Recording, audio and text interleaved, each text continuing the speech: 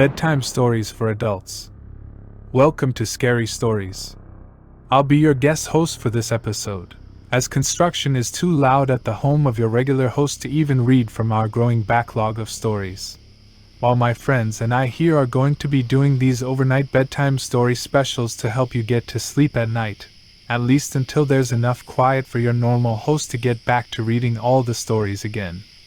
Now I don't want to bore you to sleep, I want to entertain you into dreamland, so let's jump straight into this first creepy Dogman sleep story, which I'll read to you myself.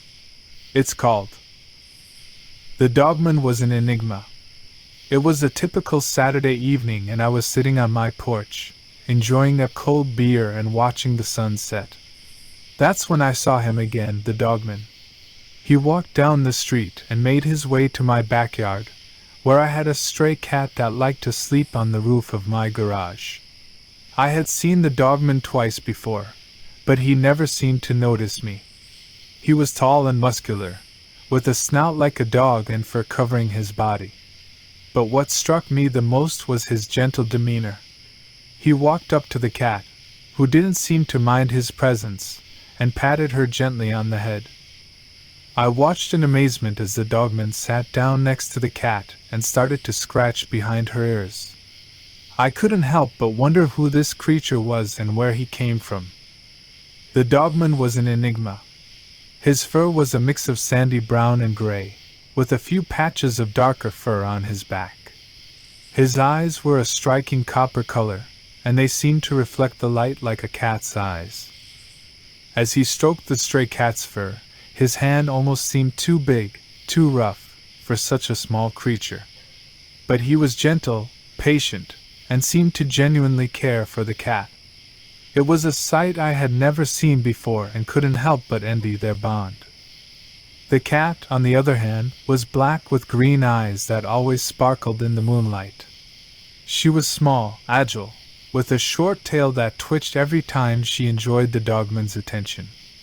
She had a playful side that the Dogman seemed to enjoy and would often play with her toys for hours on end. Despite their obvious differences in appearance, they seemed to understand and appreciate each other. The cat would curl up in his lap, purring contentedly until she inevitably fell asleep. And the Dogman would continue to stroke her fur, watching over her protectively. I never heard the Dogman make a sound or saw him act aggressive towards anyone or anything. He seemed to have a calm and serene nature, and I couldn't help but feel envious of his demeanor. As the weeks passed, I found myself looking forward to their visits more than ever. The uniqueness of their bond had captured my heart and soul. It was a bond that could not be explained in words or captured in photographs but only witnessed through eyes that had seen the impossible. Over the next few weeks, the Dogman continued to visit the cat on the roof of my garage. He never spoke a word, but his actions spoke volumes. It was clear that he had a soft spot for the stray cat, and I couldn't help but think that he had a kind heart underneath his intimidating exterior. I never spoke to the Dogman, nor did I ever see him do anything else besides patting the cat. But somehow, that was enough. The sight of this unlikely friendship between two creatures from completely different worlds stayed with me, and I couldn't help but feel a sense of wonder and awe every time I saw the Dogman visiting the cat on my roof. But just as suddenly as they appeared, one day, they stopped visiting altogether. The cat stopped coming to the roof, and the Dogman was nowhere to be found. I couldn't help but feel a sense of loss, like something incredibly special had been taken away from me. I could only hope that wherever they went, they remained together, and their bond continued to grow, and they were happy. The memory of the Dogman and the cat will always be etched in my mind, unforgettable and magical. As the night went on, the Dogman stayed with the cat, letting her curl up in his lap as he stroked her fur. It was a sight to behold, and I couldn't help but feel touched by the gentleness of this mysterious creature. Why We Lock Our Doors at Night by Stanley Forbush. I always thought that locking my doors at night was unnecessary. I mean, Who would be foolish enough to break into my house in the middle of the night? Plus, I had a big dog named Rex who always barked at even the slightest suspicious movements outside. What could go wrong, right? Well, I learned the hard way that there's more to fear than just burglars out there. One night, I woke up to a strange scraping sound coming from my backyard. I had never heard anything like it before. I tried to shrug it off, thinking it must be just a stray animal, but my gut feeling told me something else. I got out of bed and walked slowly to my bedroom window, peeking through the blinds. What I saw made my heart skip a beat. There was a creature out there, half man and half dog, with blazing red eyes, staring right at me. The Dogman, they call it. I froze in terror as it began to scratch at my door, trying to get inside. I scrambled to turn on all the lights, hoping that it would scare the beast away. But it was too persistent, too determined to break into my home. In a panic, I realized that I had forgotten to lock my front door. I can still remember the exact moment when I saw the Dogman outside my bedroom window. The air was thick with an eerie silence, and something felt off. That's when I saw him, the massive, hairy creature with glowing red eyes. I froze, my heart beating like a drum in my chest, as I watched the beast amble towards my front door. Panic set in as I realized that I had forgotten to lock the door. I raced towards it, hoping to lock it before the Dogman could get inside. But it was too late. As I watched helplessly, the doorknob began to turn, and the door creaked open. I could see the silhouette of the Dogman standing in the doorway, his presence heralded by the stench of rotting flesh and decay. As the Dogman stood in the doorframe, I couldn't help but stare at its terrifying appearance. Its body was massive, towering over me, at least 9 feet tall, and covered in coarse fur that seemed to cover every inch of him. I could see its canine legs, long and muscular. Its humanoid arms were equally muscular and covered in thick fur, ending in gnarled hand-like claws that gleamed in the dim light. But it was the creature's face that was the most nightmarish. It was a canine face, but it looked prehistoric, like something out of a horror movie. Its muzzle was long and narrow, with nostrils that flared as it sniffed the air. The Dogman's eyes were glowing red orbs that seemed to bore into my soul with their intensity. I could feel myself shaking with fear and apprehension, wanting nothing more than to run away from the monster before me. But something within me also urged me forward, telling me that I couldn't leave Rex to face the Dogman alone. It was a moment of pure terror and adrenaline, but with Rex by my side, I felt a sense of strength and determination that I had never felt before. Together, we prepared to face the unimaginable horror that stood before us. I gasped in horror as the beast walked straight into my home, as though he had been invited. He stood tall on 2 legs, his body covered in coarse fur that seemed to shimmer in the dim light. His jaw hung open, revealing rows of razor-sharp teeth that glinted in the darkness. Rex, the German shepherd, began barking furiously at the creature, but even his ferocity did nothing to deter the Dogman. The monstrous cryptid was completely unfazed, and instead, it began lumbering towards us, its jaws snapping inches away from Rex's face. Rex leapt into action, lunging at the Dogman's flank. The 2 animals collided in a violent clash of teeth and claws, tearing apart my living room in the process. Pieces of furniture flew everywhere, and I could hear glass shattering as vases and picture frames fell to the ground. I had never seen anything like this in my life. It was like a scene straight out of a horror movie. The Dogman was massive, easily twice the size of Rex. Rex, on the other hand, was a lean and muscular animal, with a wiry frame that belied his strength. As the 2 animals collided in a clash of fur and teeth, I could only watch in horror. The Dogman was incredibly strong, but Rex was lightning fast, dodging the huge beast's blows and biting back with fierce determination. The Dogman was a formidable opponent, but Rex refused to back down. He fought with a strength and tenacity that I had never seen before, his muscles rippling as he grappled with the giant creature. Through it all, I could feel my own heart racing with fear and adrenaline. I had never been so terrified or felt so helpless. I could only watch in awe at the two animals fighting for their lives. With a ferocious growl, Rex sank his teeth into the Dogman's neck, and the creature let out a piercing howl of pain before suddenly disappearing out a window that looked way too small for him to fit through. Despite the odds, German Shepherd Rex finally prevailed. It was a moment that I would never forget, one that would stay with me for the rest of my life. The Dogman had been defeated, but the impact it had on me was long-lasting. From that day forward, I never forgot to lock my doors at night, and I always kept a watchful eye out for anything that could threaten me or my furry best friend, Rex. Looking back on everything that had happened, I couldn't help but think of how different things would have been if my mother hadn't gotten me Rex the German Shepherd. I had wanted a cat, or maybe a little toy dog, but she knew that I needed a real protector. I remember feeling frustrated and resentful towards Rex in the beginning. I had no idea how to care for a large dog, and he was so different from anything I had ever known. But over time, Rex's loyalty and kindness won me over. He was always by my side, unconditionally supporting and protecting me.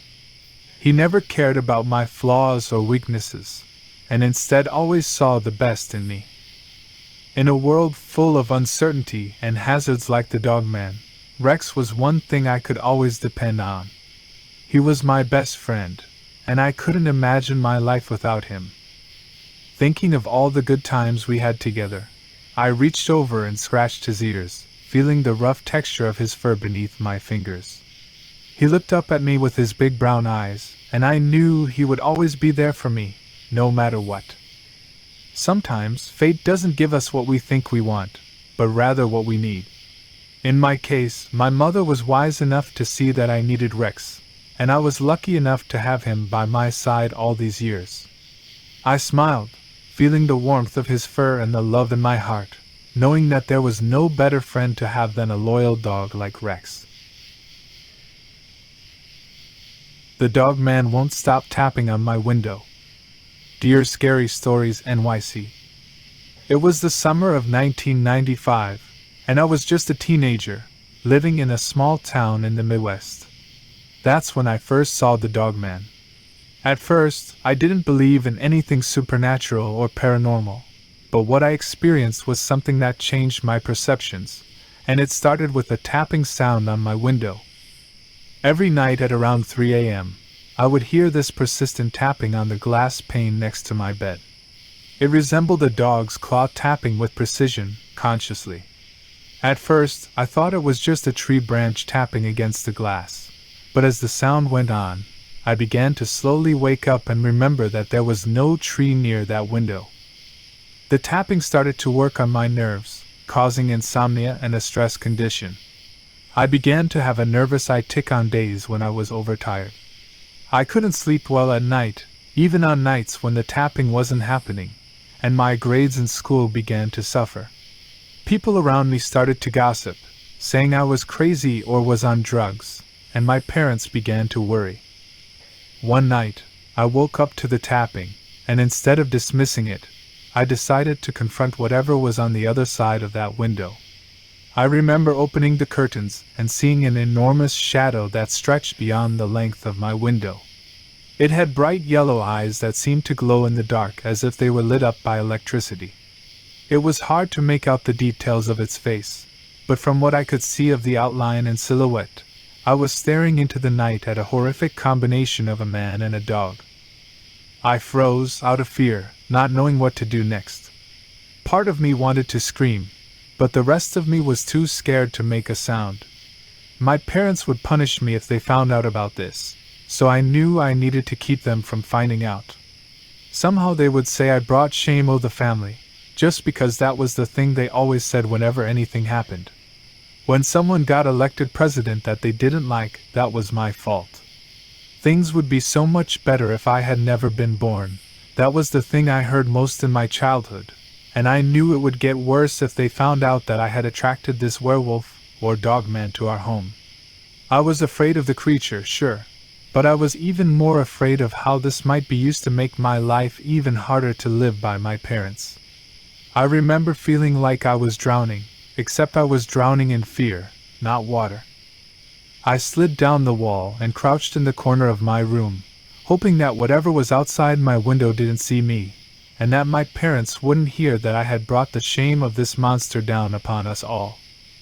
Seconds turned into minutes, and minutes turned into hours. The tapping sound continued, each tap resonating through my bones as if it was communicating with me in some strange, alien language. I knew I had to do something about it, but I was paralyzed with fear, and wept as silently as I could, shivering on the floor of my room, too frozen in emotional agony to even pull a blanket over myself. For the next few nights, I tried everything to get rid of whatever was on the other side of my window. I bought a whistle, hoping it would scare it away, but it didn't faze it at all, and it woke up my father instead. I pretended I was asleep when he came to ask me why I was blowing a whistle at 3 a.m., and he blamed it on the heat pipes, but I knew I could never try that whistle again. It wasn't until a few weeks of constant tapping that I finally found the courage to speak out about it. I confided in my best friend Lars, who thought I was messing with him at first, but after he saw the fear in my eyes, he knew I was telling the truth. Lars encouraged me to speak to our high school science teacher, Mr. Flatley, who was into remote viewing and had a reputation for being open-minded about the paranormal. Mr. Flatley listened to my story, and instead of dismissing it, he gave me some advice. He told me that in his years of research, he'd heard of similar cases where people had experienced the same dog-like creature, which he believed to be a cryptid known as the Dogman. He recommended I keep a camera by my bed and record the creature as evidence, despite the fact that my hands might shake uncontrollably due to my nervous condition. The advice helped, and I started to document the tapping sound every night. I would fall asleep with my camera recording and wake up in the morning and check the footage. I was amazed when I couldn't see anything outside my window tapping on it, but I could hear the tapping on the video soundtrack. Eventually, the nightly visits stopped, as inexplicably as they had begun, and I was able to sleep peacefully for the first time in weeks. But the experience stayed with me, and in the years since, I've always been on the lookout for any more signs of the Dogman. I may never know what that creature was, or why it chose me to torment, but one thing is for certain: the memory of that experience stayed with me, haunting me for years. Fast forward. I was in my 30s the first time I bought my own home. It was a dream come true. A charming little cabin nestled among the trees in a small town in northern Michigan. I envisioned myself spending weekends there, enjoying the peace and quiet, and maybe even starting a family with my girlfriend. But my dream turned into a nightmare. It started when I began to notice strange noises outside my home at night. At first, it was just rustling in the trees, but as time passed, I began to hear something else. Something familiar. One night, I woke up to a tapping sound on my window, the same sound I had heard as a teenager. Panic set in as the tapping continued, and I realized that the Dogman might have followed me to my new home. I tried to rationalize it at first, thinking it was just my imagination or maybe a wild animal. I started seeing an incredibly expensive therapist who told me that it was my fear of success tapping at the window, trying to give me an excuse to give up and fail. She also told me that it was my fear of growing up and accepting adult commitment that was tapping, inviting me to fall backward into the nightmares of my immature childhood. I told myself she was right, but the tapping still continued every single night. I got a dog to lighten the mood, but my dog would bark at something invisible outside when the tapping noise would happen, and so I became even more of a nervous wreck.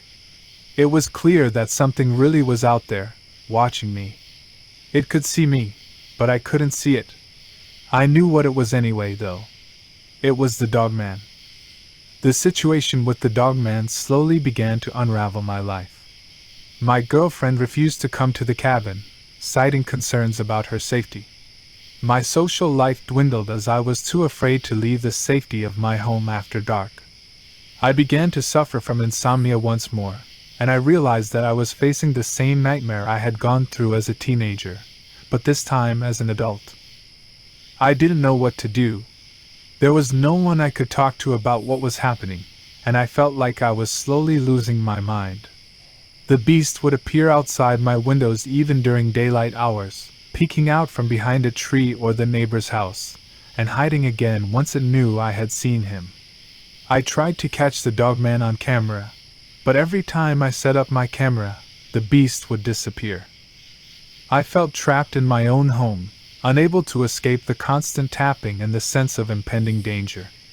The Dogman felt like a shadowy presence, always lurking just beyond the edges of my vision.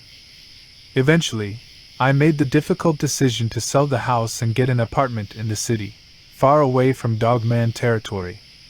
I couldn't live like that anymore. The thought of another night spent in that place filled me with dread. It took a long time to move on from that experience. Even though I'm in a new home now, in a new state, I can't stop thinking about the Dogman. I wonder if it's still out there, watching me, waiting for its opportunity to strike. But I've learned to live with that fear. I've learned to push through it and enjoy my life, no matter what may be lurking just beyond the edges of my vision.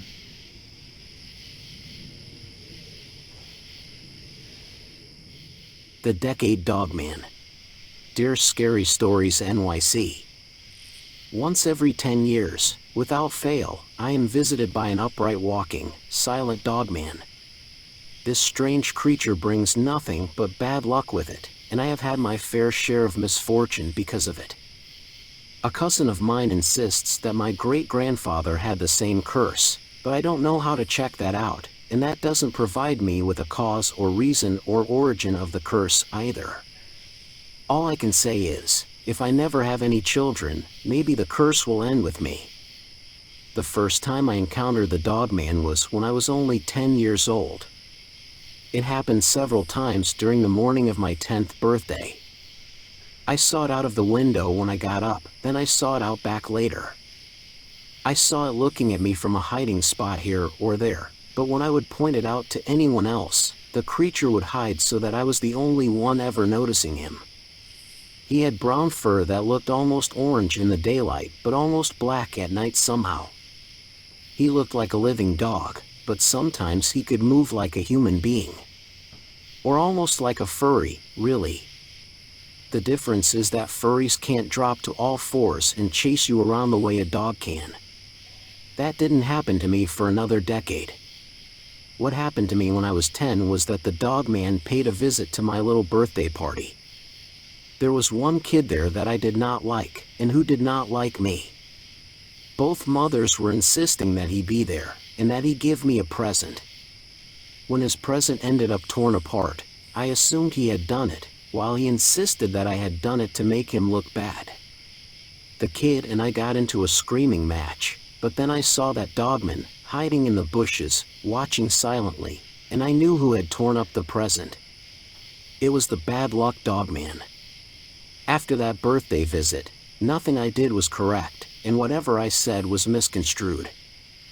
I remember insulting my school principal by accident, and the next thing I knew, I was being held back a grade. I couldn't believe it. I had never been held back before, and I was devastated. Little did I know then that it was only the beginning of my bad luck streak. A decade later, the Dogman made another appearance in my life. I'll never forget that early morning drive to work on my 20th birthday. It was before dawn, but I was already running late, as it was my job to open up the store. The last thing I expected was to be chased by an upright running Dogman. The road was winding and surrounded by dense woods. Everything was silent, except for the sound of my car engine. That's when I saw it. A tall, hairy creature was running on two legs, keeping pace with my car. Its eyes glowed in the darkness, and its teeth gleamed in the headlights. I couldn't believe what I was seeing. I was terrified. I hit the gas, hoping to outrun it. But the creature was too fast. It was gaining on me quickly, and I knew that I was in trouble. Panic set in, and my heart pounded against my chest. I had no idea what this creature was, but I knew that it was big and very dangerous. My mind raced as I tried to think of a way out of this situation. But before I could come up with a plan, the creature pounced on my car, slamming its large paw into the trunk. I swerved off the road, barely managing to regain control before crashing into a tree. The car screeched to a stop, and I sat there, trembling with fear. I looked in the rearview mirror and saw the Dogman standing there, watching me. I knew then that I had come very close to losing my life that morning. My hands were shaking as I turned the ignition and the car roared back to life. I put the car in gear and sped away, leaving the creature standing there in the darkness. When I got to work, I was visibly shaken, and my boss asked me what was wrong. I couldn't bring myself to tell him about the Dogman. I was afraid that no one would believe me. But I knew what I had seen that morning, and I knew that I had come dangerously close to something that was not of this world. I was working as a clerk in a store, and my lateness and odd behavior drew notice. It turned out that there had been a minor bit of petty theft from the cash drawer going on, and the largest bit of theft so far had happened the night before. I hadn't even been there the night before, but somehow, because I wouldn't explain why I was late, the manager suspected I was the ringleader of a group of thieves, and he wanted me to rat out my accomplices. It was a nightmare because I had no idea who was stealing the bits of cash. Maybe it was that manager for all I know. I had never stolen anything in my life, but because of the doggo curse, no one believed me. I was fired, and my reputation was ruined. It made it extremely hard to get a job, and it was a tough blow, but I tried to make the best of things. Then, another 10 years passed, and once again, the Dogman showed up. This time, I was blamed for 3 different petty thefts that I was never near. The police interrogated me, and even though I pleaded my innocence, no one believed me. It was a frustrating and demoralizing experience, not to mention a nightmare come to life.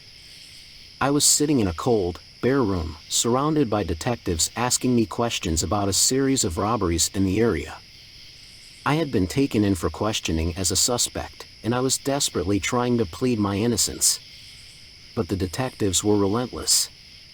They didn't believe me when I told them that I was the victim of a curse that had been placed on me by the Dogman, a creature that had haunted my family for generations. I can't imagine why. The Dogman was no ordinary creature. It was a being of immense power, with the ability to shape-shift and control the minds of those it came across. And it had targeted me, for reasons unknown to me. They quizzed me again and again, and each time I told them the same thing. Every 10 years, without fail, the Dogman would come to me, and with it would come an unexplainable string of misfortunes. I would lose my job, my home, my loved ones, and I would find myself completely alone, with nothing but my own thoughts to torment me. And now, it seemed that my curse had only grown stronger, and the Dogman had set its sights on me once again. But the detectives didn't understand that. They couldn't comprehend the idea that a supernatural being could be responsible for the robberies that I had been accused of. They eyed me with suspicion, convinced that I was lying to cover up my own criminal activity. It didn't help that as we spoke, the Dogman was outside the police station window, taunting me with its presence. I could sense it watching me, gathering its dark powers to strike. And yet, no one in that room would look when I pointed to the creature except for me. I pleaded with the detectives to release me, to let me go before the Dogman could strike again. But they were firm. They would keep me there until they had enough evidence to prove that I was the one responsible for the robberies. By the time they had finally released me, I was a shell of my former self. I had lost everything: my job, my home, my reputation. And worst of all, I was still cursed by the Dogman, with no way to break the spell that had been placed on me. As I walked out of that police station, I knew that it would only be a matter of time before the Dogman came again to torment me, a matter of 10 years. Until that day, though, all I could do was pray for the mercy of the gods, and prepare myself for the next time the Dogman came howling at my door. Over the years, I have had many other instances of bad luck. Sometimes they were small, like a sprained ankle or a missed appointment. Other times they were more significant, like when my eye was placed under house arrest for a crime I didn't commit. But that's a sidetrack. My 40th birthday was one that I'll never forget, not for any happy moments, but for the crushing sense of despair that it brought. That was the day when I found myself reduced to shining shoes for a living. The curse of the Dogman had supposedly followed my family for generations, and it was now my turn to bear the weight of its burden. Gradually, the curse began to take its toll on me. I lost everything: my job, my home, and eventually, even my family. Not once either, but repeatedly. The Dogman seemed to take delight in seeing me suffer, and it would make its presence known to me by leaving its paw prints in the snow outside my home or issuing its haunting howl in the distance as I walked alone. And so, on my 40th birthday, I found myself sitting in a dingy alleyway, surrounded by empty shoe polish cans and a ragged old chair while my stomach grumbled with hunger. I had managed to eke out a living shining shoes, but even that was not to last. That was the day when the Dogman struck again, with a force that I had never felt before. I was putting the finishing touches on a pair of shoes when I felt a sudden, biting pain in my hand. I looked down to see that the polish had burned through the surface of the leather, leaving a hole in the shoe. At that moment, I knew that the curse of the Dogman had taken everything from me, even a simple job like this. And so, I found myself alone once again, with nothing but the curse of the Dogman for company. I don't know what broke me more, the howl of the Dogman or the thought that I was alone and destitute in a world that was no longer kind or fair to me. But even as I sat there, with tears streaming down my face, I knew that I had to keep fighting. There was still a part of me that refused to give up, that refused to let the curse of the Dogman win. And so, with that in mind, I stood up, wiped the tears from my eyes, determined to keep pushing forward, no matter what lay ahead. Sadly, I got some of that burning stuff in my eye and had to rush to the emergency room. The years between 40 and 50 were hard, but not entirely unfair. I managed to scrape by, working odd jobs and doing anything I could to keep myself afloat. But despite my best efforts to move on and build a new life for myself, the curse of the Dogman lingered over me like a dark cloud. On my 50th birthday, I decided to take a walk in the park to clear my head. It was a beautiful day, and I felt a glimmer of hope that perhaps my luck was finally turning around. But as I made my way down a wooded path, my heart sank to my stomach at the sound of a howl in the distance. I knew without a doubt that it was the Dogman, come to torment me once again. I tried to shake the feeling off, but the sense of dread only grew stronger with each passing moment. That night, I had the worst luck of my life. Everything that could go wrong did, from losing my wallet to missing an appointment, to relationships souring for no apparent reason. It was as if the Dogman was once again taking pleasure from my suffering, relishing in the misery of my bad luck. As days turned into weeks, the curse grew stronger, and my life began to derail once again. The Dogman would follow me wherever I went, its glowing eyes watching my every move, its haunting howls echoing in my ears. I felt trapped, as if there was no way to break free from the curse that had haunted me for so long. And yet, even in the midst of this unrelenting suffering, a small part of me refused to give up hope. Perhaps it was the stubbornness that had gotten me through so many hard times before, or perhaps it was the simple desire to believe that there was a way out of this dark place. Whatever the reason, I refused to let the curse of the Dogman break me completely. Instead, I started to search for ways to break the curse, scouring books and legends for anything that might help me. And while I didn't find all the answers I was looking for, I slowly began to piece together a plan that might just help me escape the curse once and for all. And so, I began to research every myth and legend related to the creature, hoping to find some clue that could help me. It was a long and arduous process, but eventually, I came across an old story about a man who had successfully broken the curse of the Dogman using a powerful talisman. It was made of bronze, depicted the Dogman, and had eyes made of amber which would seem to light up from within. According to the legend, the talisman had the power to mitigate the anger of the Dogman and break the curse that it had placed on its victim. Determined to try anything that might help me escape my torment, I set out to find the talisman, scouring antique stores and flea markets for anything that might fit the description. Days turned into weeks, and my search seemed hopeless, until one day, I stumbled upon an old wooden box hidden away in a dusty corner of a second-hand store. I didn't know why, but something about the box called to me. And when I opened it, I discovered an ancient amulet, glinting in the light. When I held those eyes up to the light, for a brief moment, I was no longer myself. I was a Dogman myself, running through ancient woods for unknown reasons. Then I was back in the store, asking how much for the talisman. It was crudely made, but it pulsed with a powerful energy that I couldn't explain.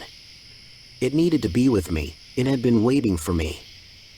As soon as I touched the ancient artifact, I knew that it was what I had been searching for. Without hesitation, I purchased the talisman for a bizarrely cheap price and began to prepare for creating and performing some kind of ritual that would break the curse of the Dogman once and for all. There were no guarantees, of course. I had no idea if the talisman would actually work.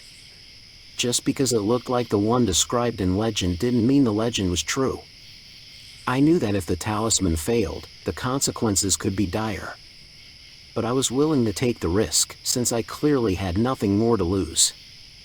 The ritual I chose was simple but difficult. I had to confront the Dogman head-on, facing it with the talisman and using it to banish the creature back to the underworld where it belonged. It would be a daunting task, but I knew that I had to try. And so, with the talisman in hand, I set out to find the Dogman in the woods I knew he subsisted in, calling out to it with a conviction that I hadn't felt in years. At first, there was nothing but silence. But then, in the distance, I heard the howl of the creature, and I knew that it was coming for me.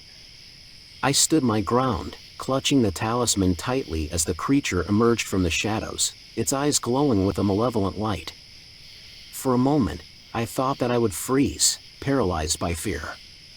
But then, with the strength that I hadn't known I possessed, I raised the talisman and spoke the incantation that I prayed would banish the Dogman from my life forever.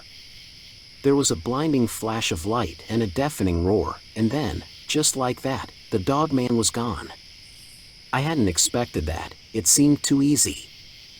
I spent the next 6 years on edge, waiting for the Beastman to admit he was only fooling, and come back to make life terrible all over again. But I'm 87 now, and so far he hasn't come back. It was over. The curse was broken, and I was free from the Dogman's grip for the rest of my life.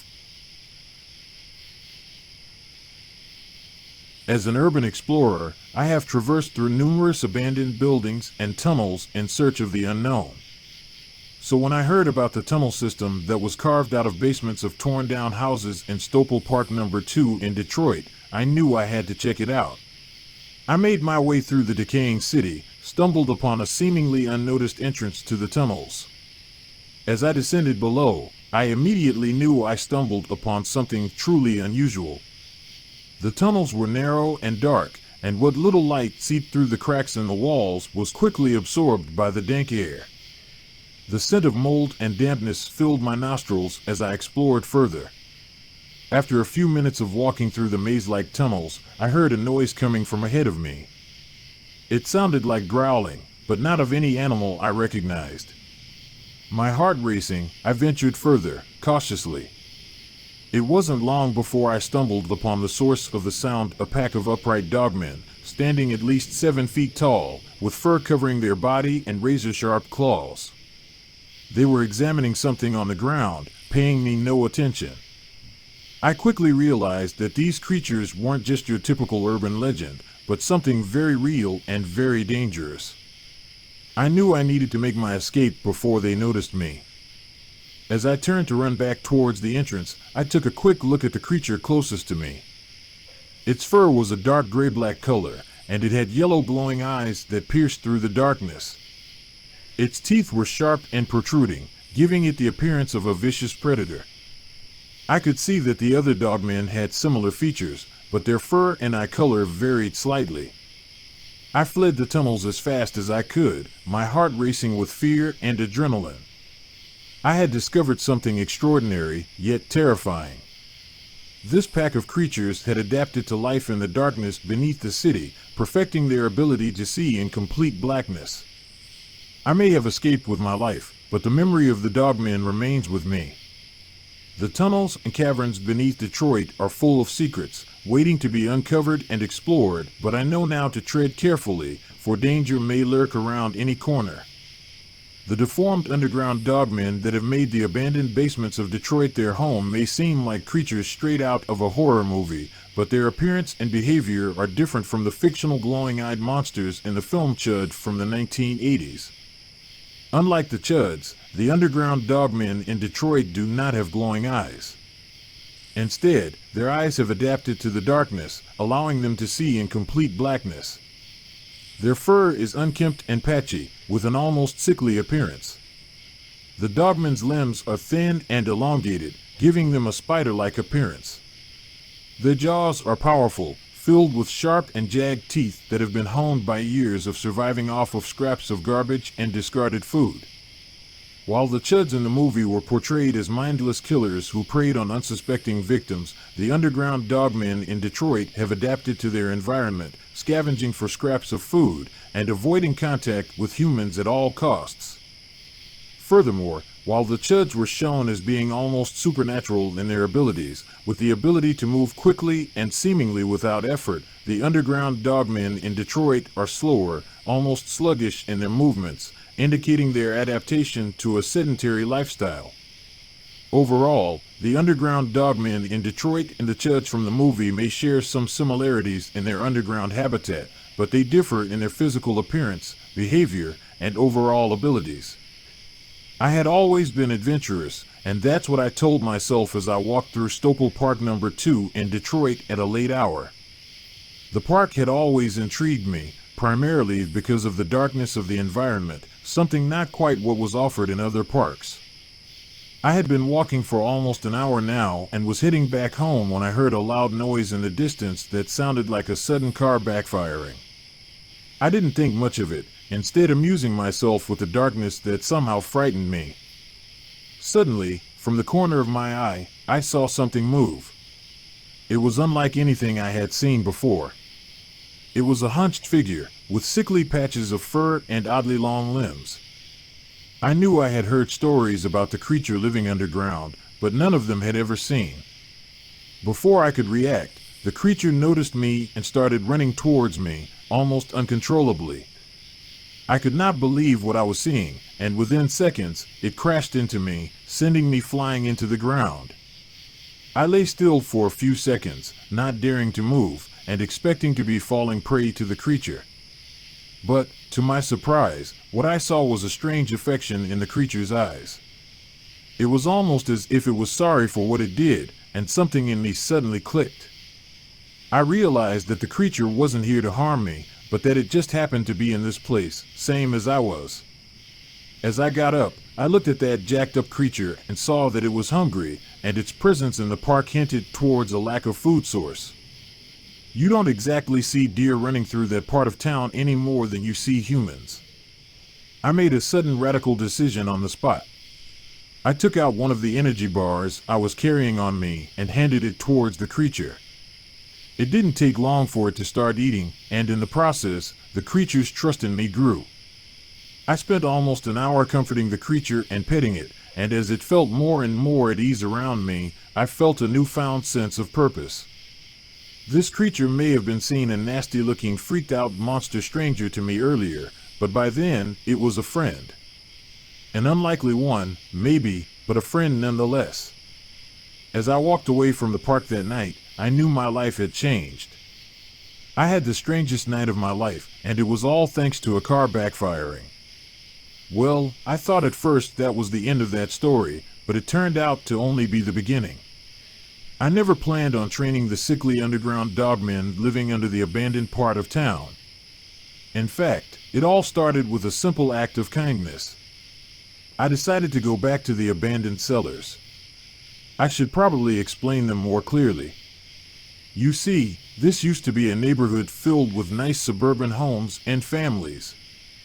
There were houses, backyards, swing sets, garages, shacks with yard equipment, and so forth.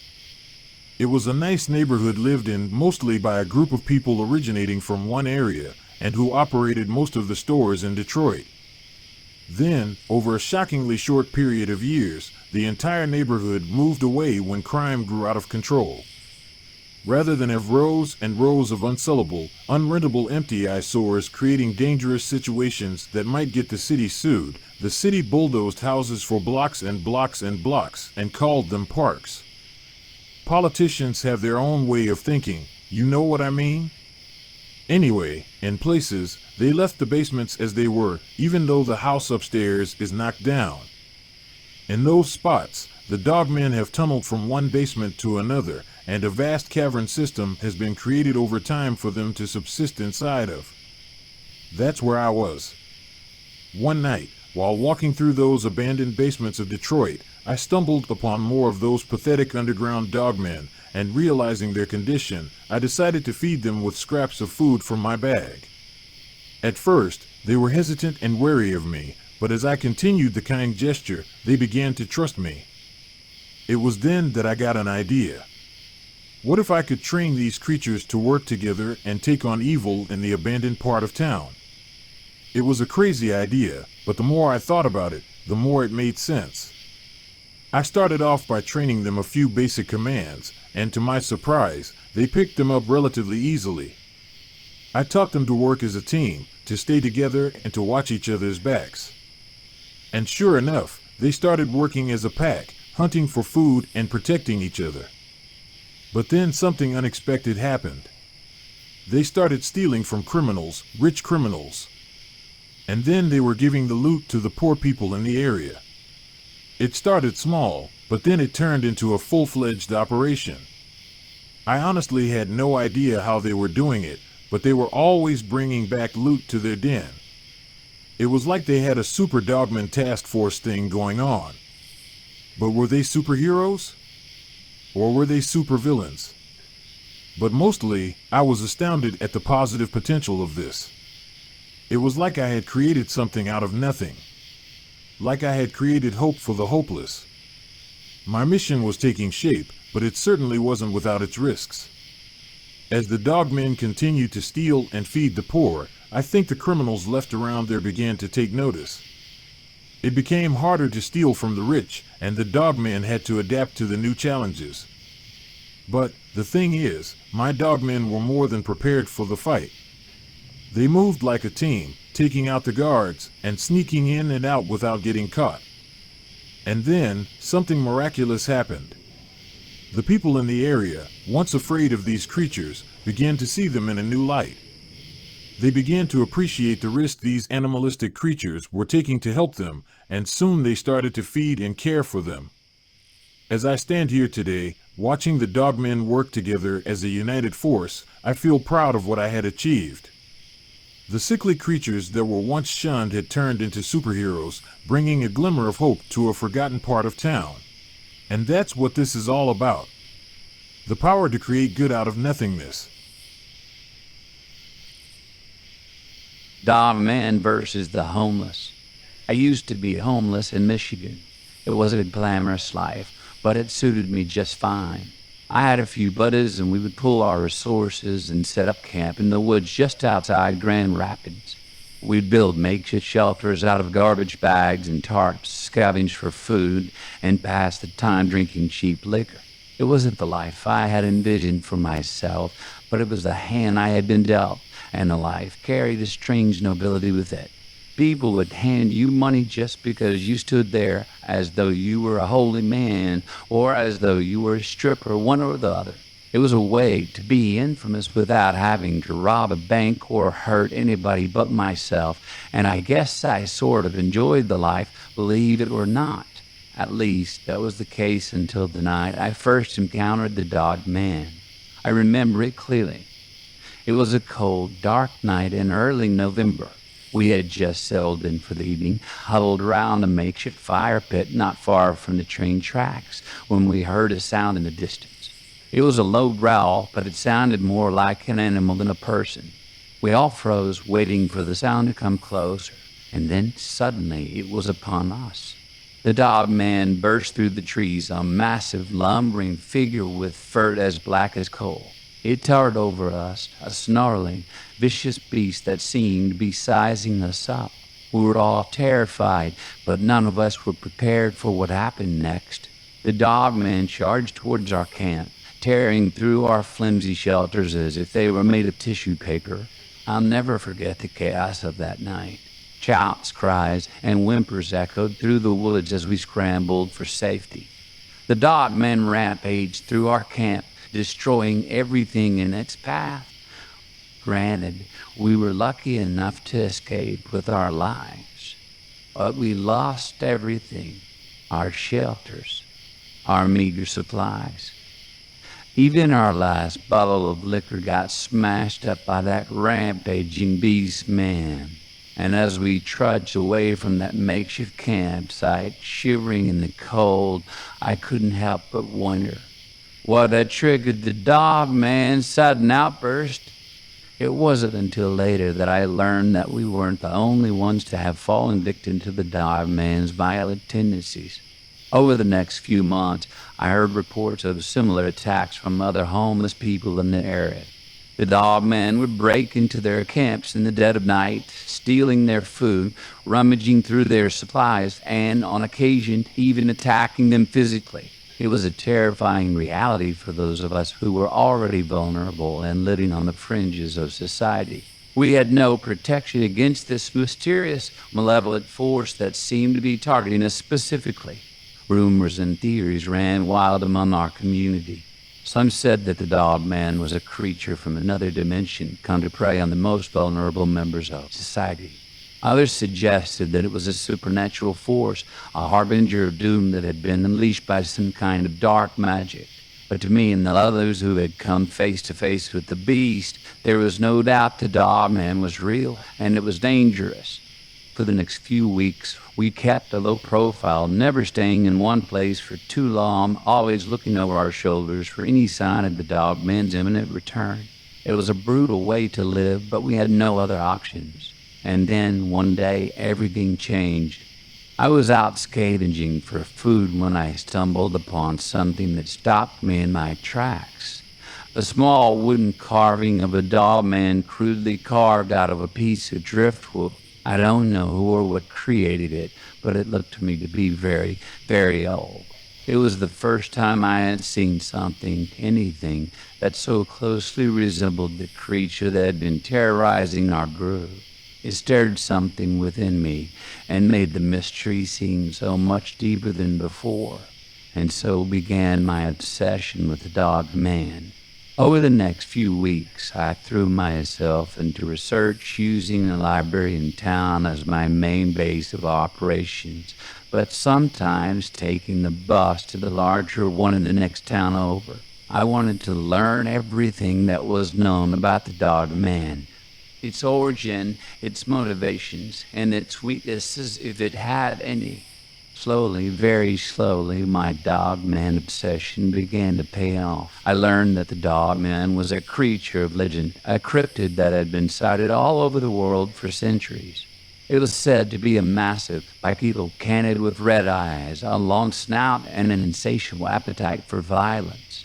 Most sightings were relegated to the realm of urban legend, but here in Michigan, it seemed that the Dogman was all too real. But the more I learned, the more questions I had. Why did the Dogman seem to be targeting my community specifically? And more importantly, how could we protect ourselves?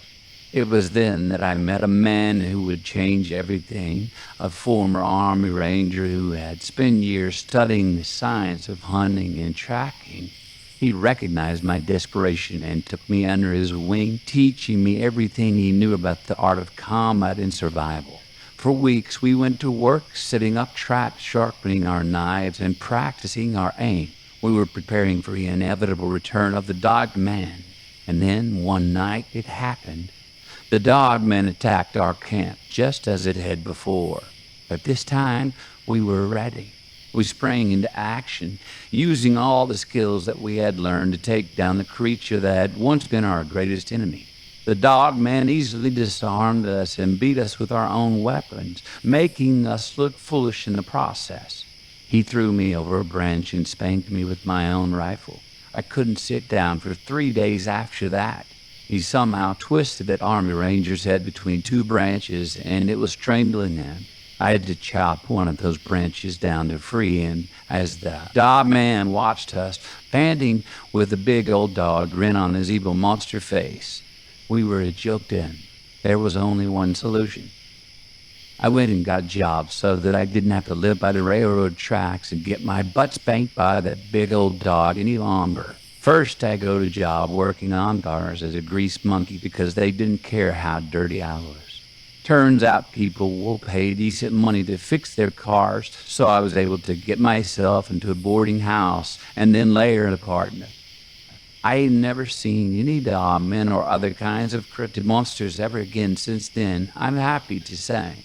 Looking back on those days, I can hardly believe that they were real. It's been years now since the Dogman attack, and I've built a life that's a far cry from those dark, desperate days. But I still can't shake the memory of the creature that once haunted us, a force of malevolence that seemed to feed off of our vulnerability and desperation. And though I managed to salvage my life and move on, I know one thing for certain, and that is that the Dogman will always hold a special place in my heart as a symbol of pure, unadulterated, pointless malevolence. Not only that, but also raw car and hard strength. But most of all, to me the Dogman represents the deepest, the most primal form of absolute fear.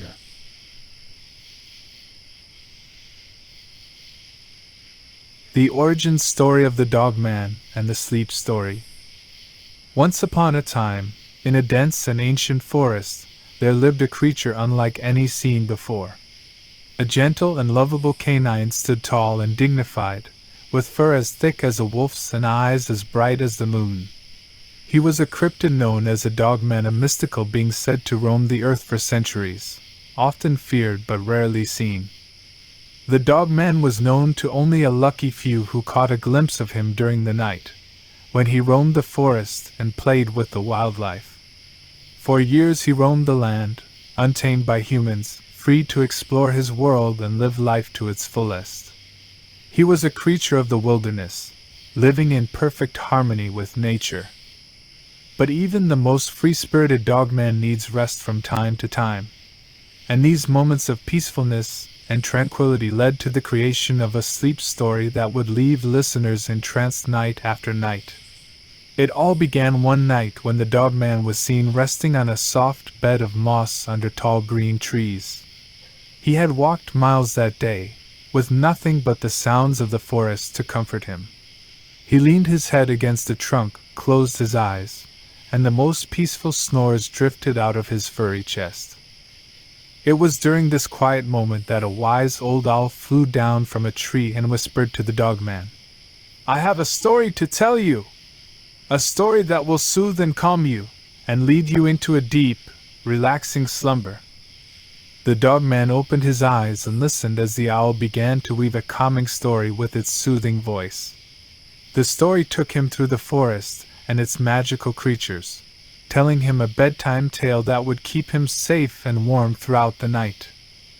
As the words whispered and hummed in his ears, the Dogman's breathing became slow and even, and his heavy eyelids began to droop. He drifted off to sleep, comforted by the peaceful narrative. The Dogman woke up the next morning refreshed and renewed. He knew that he had just had the most wonderful sleep he had in some time, and he felt invigorated enough to continue his adventures throughout the forest. But he also knew that he wanted to share the story that had left him so contented. His wanderings over the next few weeks took him to different corners of the forest, where he met various animals, both inquisitive and friendly. It was during these encounters that the Dogman realized something. Each of these animals had its own story to tell, a bedtime tale that would send its listener off to sleep, no matter what. And so, spurred on by this newfound realization, the Dogman decided to leave the forests and venture out into the wider world. His mission was to gather as many stories as he could, to share with others in the hope of bringing peaceful and restful sleep to all. And so begins the journey of the Dogman, as he sets out to gather stories from far and wide, seeking out every corner of the world to find the perfect bedtime tale. He will soon become the most beloved cryptid on Earth, a champion of peaceful slumber and sweet dreams for all. And thanks to all of you for watching this far. If you liked it, please click like. If you'd like to see more of our work, please subscribe.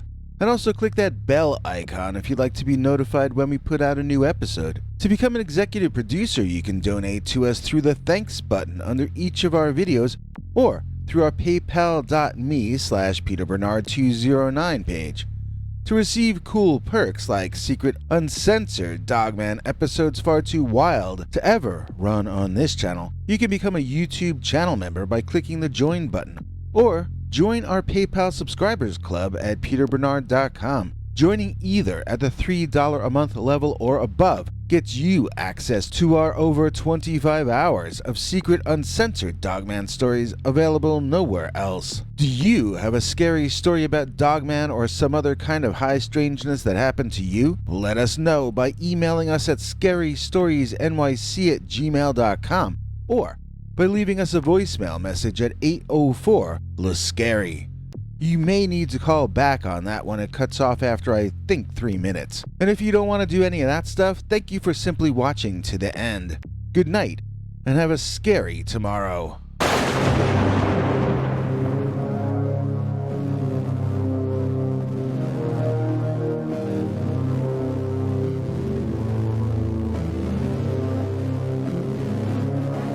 Come back for more scary stories.